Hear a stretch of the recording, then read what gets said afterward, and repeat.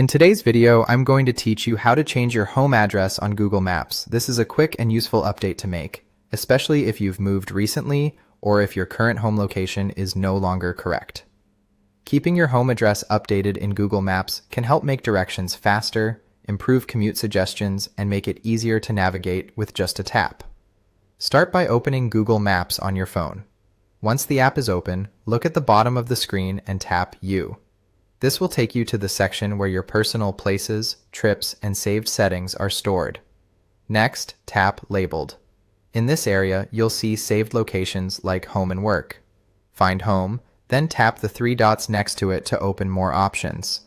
From the menu that appears, select Edit Home. Google Maps will then let you update the address in one of two ways. You can type your new address manually if you already know it, or you can choose on Map if you'd rather place the location directly on the map for better accuracy. After entering or selecting the correct location, tap Save or Done to confirm the change. And that's it. Your home address in Google Maps is now updated.